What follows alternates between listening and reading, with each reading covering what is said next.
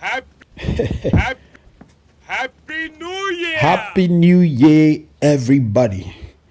Welcome to 2022. I started out the year by decluttering my workspace. I'm not exactly where I want to be, but I'm making progress. And I want to introduce you guys to someone you need to meet. This is my workshop assistant. He's a little bit camera shy right now, but he's a good guy. His eyes are not red, really. It's just the reflection of the camera light on his eyes. He's a good guy, keeping watch over me while I work. So, like the title of the video said, I'm going to show you how you can start out shoemaking from the comfort of your bedroom. Even though I have decluttered my regular workshop, I'm not working from there. As you can see, I'm actually working from my bedroom. Well, really not mine, but my daughter's bedroom. And this is the exact same spot from where I started out shoemaking some 7 years ago, before I got the workshop that you saw in the last slide. So everything you see in this pouch right here is essentially the bare necessities that you need. And of course, in place of a bench grinder, you can use a Dremel tool for your grinding work. Then you need a sewing machine. If hand stitching isn't your thing, but towards the end of this video, I'll show you some of the things you can do to tune up your sewing machine. But let's get to the tools. First of all, cutting tools. You need good, sharp cutting tools if you're going to start out with shoemaking. You need X-Acto knives or craft knives. This is a smaller one. This is a bigger one. There's no blade on this one. Of course, you need a scissors. Then you need a clicking knife and a skiving knife. This one is a self-fabricated skiving knife, and I have my own DIY stropping and sharpening board. The most essential things you need are the pair of scissors, a clicking knife, and a craft knife. Now let's go to pressure tools. Your mallet is absolutely essential. Then your shoemaker's hammer. If you can't find a shoemaker's hammer, any other medium-sized hammer, which is not a double claw hammer, will work. Then you will need measuring tools, your tape rule, pair of dividers, and this tool right here that I use for pattern making. You probably have seen it in some of my videos. Also, one other thing you need to acquire is a right-angled rule. Most of these things you would find in a good mat set. Then the lasting and bottoming tools, your pincers, your brushes for glues, and then your writing tools, pens and pencils.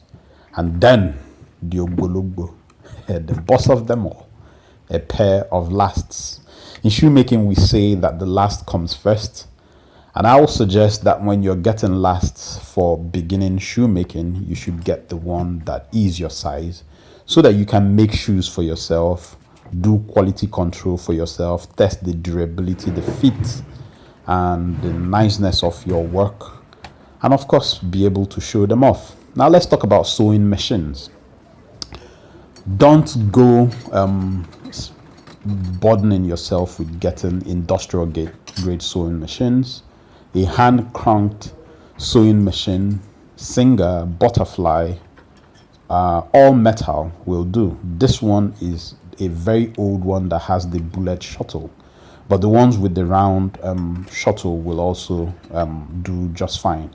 Towards the end of this video, I'll show you exactly what you'll need to do to tune up a machine like this to adequately sew the leather that you will most probably be working with.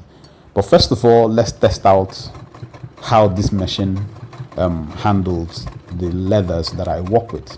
As you can see, there are no incidents with this machine. It is sewing it without problems. And the reason why I suggest getting yourself a hand cranked sewing machine like this is because they are not too fast, they are strong, they are durable, and they help you, if you have no experience whatsoever with sewing, to master the art of sewing. in stitching leather, especially in shoemaking, speed is not what you're gunning for. Rather, you're gunning for precision and cleanliness of your stitches. So I ran out of bobbin thread. I've just fixed the bobbin thread right now. So we are going to stitch 2 plies once again so that you can see how easily this thing is handling. Many people who have this kind of machine will usually lubricate their leather to get it going, but as you can see, I'm not lubricating the leather in any way howsoever, and there are no problems whatsoever stitching this leather. And that is because of some fine-tuning that I have done to this machine to get it to the point where it delivers on 2, 3, and even 4 plies of leather, as the case may be. Usually you would only encounter up to 2 plies in shoemaking, but let's test it out on 3 plies as you're seeing here. So 3 plies goes under the presser foot. We crank away and no problems whatsoever. It's eating through the leather like a hot knife through butter. No problems. So like I said, I got this machine to this point where I need no lubrication, and I'm having no problems whatsoever because of some fine tuning that I have done to this machine. Typically, when people talk about tuning up their machines like this one for leather work, they will talk to you about adding an extra spring to the presser, changing your presser foot to a roller foot, and then changing your needle to leather needles. I did no such thing with this machine. What I concentrated on was my feed dogs. So I'm using a regular fabric needle, and this is even the slim type. All I concentrated is the feed dogs. And what I did was, you see this screw in there, just release it a bit, push up the feed dog such that you have a clearance over the bed of that feed area, such that it comes out well and it's able to grip your leather and move it along as you go. Once you have that done, this machine will deal with several thicknesses of leather.